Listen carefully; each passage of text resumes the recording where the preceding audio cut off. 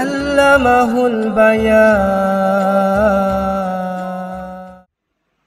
আসসালামু আলাইকুম ওয়া রাহমাতুল্লাহি ওয়া বারাকাতুহু। আমার নবী সম্বন্ধে আমার আপনার ভোটের দরকার নাই। আমার রব বলেছেন ওয়া ইন্নাকা লাআলা খুলুকিন আযীম। হে নবী, আপনি সর্বোত্তম চরিত্রে অধিষ্ঠিত, বলেন না সুবহানাল্লাহ। কে দিয়েছেন এই সার্টিফিকেট? আমার আল্লাহ দিয়েছেন। এজন্য তিনি হলেন জগৎগুরু, আল্লাহর তরফ থেকে মনোনীত সেই নবী। আমরা কেন নবীকে ভালোবাসবো? ইতিহাস দেখেন, পড়েন। খোদার কসম, যে নবী এমন একজন শ্রেষ্ঠ মহামানব, নবীরা পর্যন্ত যে নবীর উম্মত হওয়ার জন্য আল্লাহর কাছে আবেদন করলেন, সেই নবীর 23টা বছরের জিন্দেগি যদি পড়ে দেখেন, 23টা বছরের 1 মিনিট উম্মত ছাড়া অন্য কারুর ফিকির করে নাই। সুবহানাল্লাহ বলবেন না? কেন আমরা ভালোবাসবো? কি লাভ? মা আয়েশা বর্ণনা করছেন, আমি যতদিন বিশ্ব নবীর সাথে সংসার করেছি, কোনদিন আমি আমার স্বামী মুহাম্মদ সাল্লাল্লাহু আলাইহি ওয়াসাল্লামকে একটা দিন পেট ভরে খেতে দেখি নাই। কোনদিন এমন একটা রাত আমি দেখি নাই আমার স্বামী মুহাম্মদ পুরো রাতটা আরাম করে চোখ বন্ধ করে ঘুমিয়েছে। সর্বদা জীবনের শেষ মুহূর্ত পর্যন্ত দেখেছি আমার নবী কারুর ফিকির নয়, শুধু একটাই শব্দ নিয়ে ফিকির করে, রব্বি হাবলি উম্মতি, রব্বি হাবলি উম্মতি, বলেন না সুবহানাল্লাহ। দুনিয়া থেকে বিদায় নেয়ার সময় আয়েশার বিছানায় শুয়ে আছেন, যে নবীর কাছে আজরাইল উপস্থিত। আল্লাহ বলে দিয়েছেন, ও আজরাইল, তুমি গিয়ে আগে নবীকে জিজ্ঞাসা করবে আপনি যাবেন আল্লাহর কাছে। যদি বলে যাব তাহলে জান কবজ করো, যদি বলে না তাহলে কোনো অর্ডার নেই, আমার নবীর শরীরে টাচ করবে না। সুবহানাল্লাহ বলবেন না? আমাদের মতো হতভাগা রাস্তায় দাঁড়িয়ে থাকেন আর পায়খানায় বসে থাকেন। ইজা জা আজালুহুম লা ইস্তাখিরুনা সাআতাও ওয়া লা ইস্তাকদিমুন। মৃত্যু যখন আসবে পায়খানায় বসে থাকবেন, পায়খানা করে বেরোনোর সময় দেবে না। বুঝতে পারছেন না? আমার নবীর কাছে অনুমতি নেওয়া হলো, ইয়া রাসূলুল্লাহ, আপনি কি আপনার বন্ধুর কাছে যাবেন? আমি নিয়ে যেতে এসেছি। আল্লাহ রসুল বলে, আল্লাহ যখন ডাক দিয়েছে আমি আর থাকতে চাই না, চলে যেতে চাই। আজরাইল বললেন, ইয়া রাসূলুল্লাহ, তাহলে জানটা কবজ করি। আল্লাহ রসুল বলে, একটু দাঁড়াও। ও আয়েশা, আমার শেষ একটা ইচ্ছা পুরো করবে? আয়েশা বলে, লব্বাইকা ইয়া রাসূলুল্লাহ। ওগো আয়েশা, তুমি মৃত্যুর আগে আমার একটা স্বপ্ন পূরণ করো, আমাকে একটু দাঁড় করাও, মসজিদে নববীর দরজাটা খুলে দাও, আমি দেখব আমার উম্মতদেরকে শেষ দেখা দেখব। আমার নবী আয়েশাকে বললেন, আয়েশা লব্বাইক দিয়ে বিশ্ব নবীকে দাঁড় করালেন। জানালার পর্দা সরানো হলো। আবু বকর মসজিদে নববীতে ইমাম বেনে নামাজ পড়াচ্ছেন, হাজার হাজার সাহাবা নামাজ পড়ছেন। আমার নবী সব সাহাবাকে নামাজ অবস্থায় দেখে শান্তিতে শুয়ে পড়লেন। ওই সময় মৃত্যুর আগে বললেন, না ও আয়েশা, আমার কলিজার টুকরা ফাতেমাকে ডাকো, আমি তাকে একটু দেখে মরবো। আমার দুটো চোখের তারা হাসান আর হুসাইনকে ডাকো, তাদেরকে এক নজর দেখে নেব। আমার নবী হুসাইনকে ডাকে নাই, আমার নবী হাসানকে ডাকে নাই, আমার নবী ফাতেমাকে ডাকে নাই। আমার নবী বলে, আয়েশা, শেষবারের মতো আমার এই হতভাগা উম্মতকে একবার দেখে যাব। সুবহানাল্লাহ বলবেন না? কি নবী, কেন ভালোবাসবেন আপনি? কেন তার ভালোবাসায় আপনি একটা ঘন্টা বউ ছেড়ে এসে মসজিদে বসবেন? সেটা বলছি। এ হতভাগার লজ্জা হওয়া উচিত। আমার রাসূল বলেছেন লা ইউমিনু আহাদুকুম হাত্তা আকুনা আহাব্বা ইলাইহি মিন ওয়ালিদিহি ওয়া ওয়ালাদিহি ওয়ান নাসি আজমাইন। ও পৃথিবীর মুসলমানেরা, তোমরা অতক্ষণ পর্যন্ত পূর্ণ মুমিন হতে পারবে না যতক্ষণ না তোমাদের বিবি বাচ্চা, মা বাপ, তোমাদের ধন দৌলত, তোমাদের বালাখানা, তোমাদের সুন্দর বিছানা, সব কিছুর থেকে আমি নবী আমাকে বেশি না ভালোবাসো, তোমরা ততক্ষণ পূর্ণ মুমিন হতে পারবে না। কথা বুঝে আসছে না? এসব মুমিন, নবী ভক্ত মুমিন এখনো ঘরে শুয়ে আছে। বউকে ছেড়ে একটা ঘন্টা মসজিদে আসবে, সে সময় যারা দিতে পারে নাই তারা নাকি আশিকে রসুল। কি রসুল? আশিকে রসুল। যে নবী আমার শেষ মুহূর্তে ফাতেমাকে না ডেকে, কলিজার তারা ওই চোখের মনি হুসাইন আর হাসানকে না ডেকে উম্মতকে দুনয়ন ভরে দেখতে চাইলেন। আজরাইল বুকে হাত দিতে যাবেন, জান কবজ হবে, জিবরিল এসে হাজির। রসুল বলছে, ও জিবরিল, আমি তো চলে যাব, কিন্তু একটা কথা থেকে যায়। ইয়া রাসূলুল্লাহ, কি আশা বলেন? আমার উম্মতের কি হবে? সুবহানাল্লাহ বলবেন না? আমার উম্মতের কে দেখবে? আমার উম্মত কার কাছে রেখে যাব? ও জিবরিল। জিবরিল আলাইহিস সালাম বলছেন, ওগো রাসূল, আপনার আল্লাহ বলেছেন আপনি চলে যাওয়ার পরে কিয়ামত পর্যন্ত আপনার উম্মতের জিম্মা স্বয়ং আল্লাহ নিয়ে নেবে। সুবহানাল্লাহ। বিশ্ব নবীর বুকে হাত দেয়া হলো। আল্লাহ রসুল পানির পিপাসায় ঠোঁট শুকিয়ে যাচ্ছে। হযরতে আয়েশা পানি বারবার দিচ্ছেন। আল্লাহ রসুলের কষ্ট অনুভব হচ্ছে। আজরাইলকে রসুল বলছে, ও আজরাইল, শুনে নাও, আমি নবী যখন চলে যাচ্ছি তখন আর একটা বোঝা নিয়ে যাব।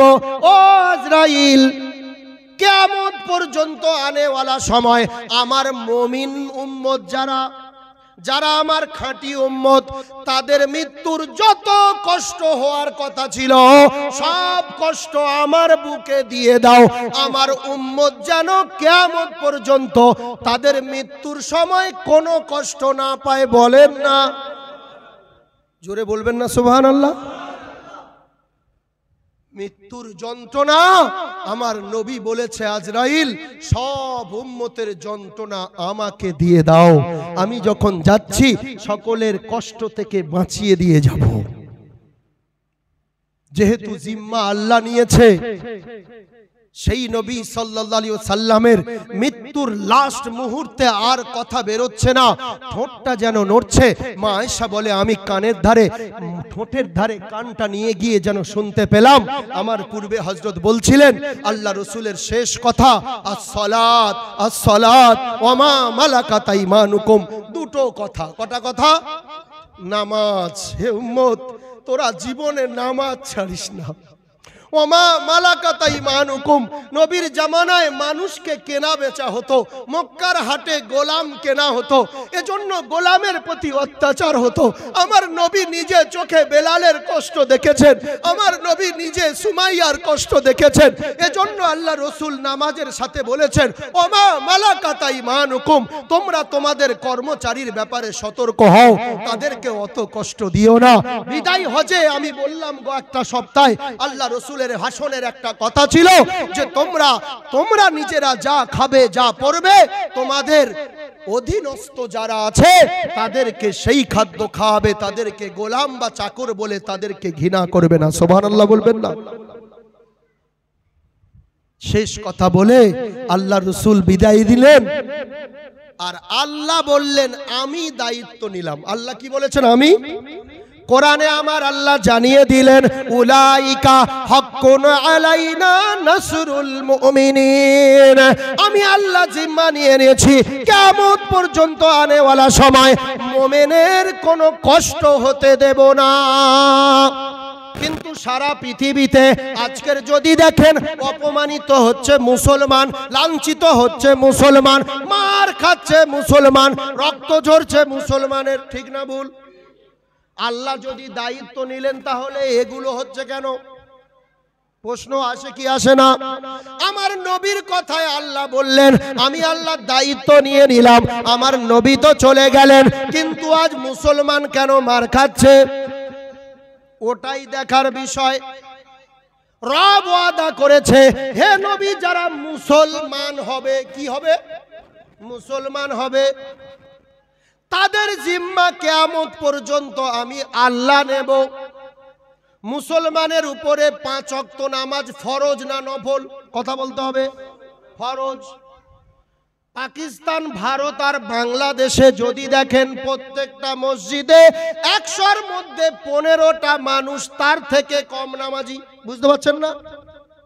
যে মুসলমান ফরজ পর্যন্ত আদায় করে না, আমার আল্লাহর মুসলমানের খাতায় তার নাম ওঠে কিভাবে? আমার নবীর কথা মতো আল্লাহ ওয়াদা করেছে, হে নবী চিন্তা নাই, মুসলমানের দায়িত্ব আমি রব নিলাম। আপনার বুকে হাত দিয়ে বলেন আপনি কত পাক্কা মুসলমান? আমার রব জানিয়েছে, কুল ইন কুনতুম তুহিব্বুনাল্লাহ ফাত্তাবিউনি ইউহিব্বুকুমুল্লাহ। হে নবী তাদেরকে বলে দেন, যদি তারা আল্লাহকে ভালোবাসতে চায়, তাকে আল্লাহকে, ইউহিব্বুকুমুল্লাহ, আল্লাহও তাদের ভালোবাসবে। কিন্তু একটা রাস্তা আছে, একটা মাধ্যম আছে, সেই মাধ্যমটা হলো ফাত্তাবিউনি। ও নবী তোমার মাথা থেকে পা পর্যন্ত, রান্নাঘর থেকে রাষ্ট্র জীবন পর্যন্ত প্রত্যেকটা মুহূর্তে উম্মতকে তোমার এই আদর্শ ফলো করে চলতে হবে। যদি কোনো উম্মাহ তার ব্যক্তি জীবনে, তার পারিবারিক জীবনে, তার সামাজিক জীবনে যদি তোমার আদর্শকে ফলো করে চলে, আমি আল্লাহ অটোমেটিক তাদের ভালোবাসবো। আমি আল্লাহ শুধু ভালোবেসে চুপ করে থাকবো না।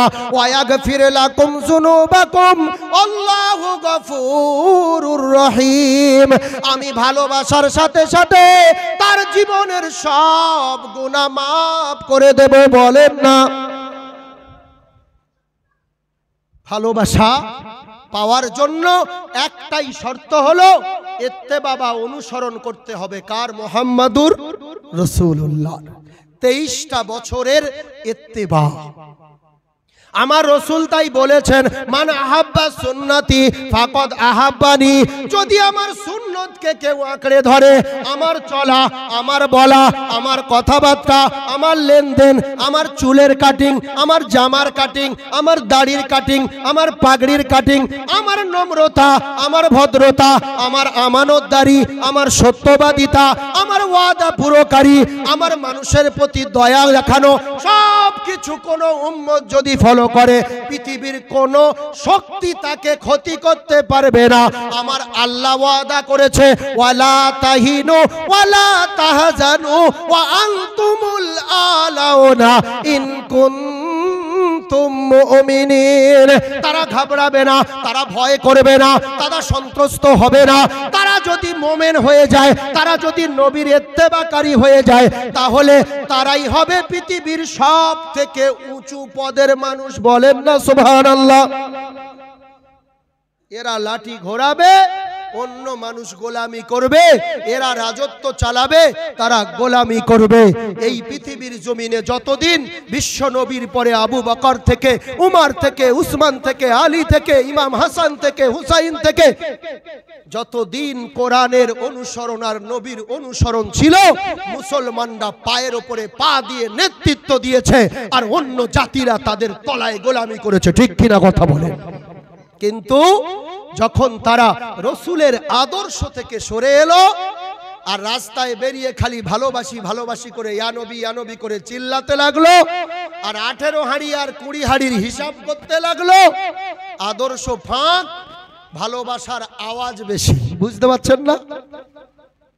বছরে একবার অন্য জাতিকে তো আমরা দেখি, বছরে একবার তার একটা ফুলের মালা দিয়ে রাস্তার ধারে তার ছবি একটা দাঁড় করিয়ে দিয়ে ফুলের মালা দিয়ে একেবারে তাকে একটু বরণ করে নিয়ে নীরবতা পালন করে সম্মান দেখালাম।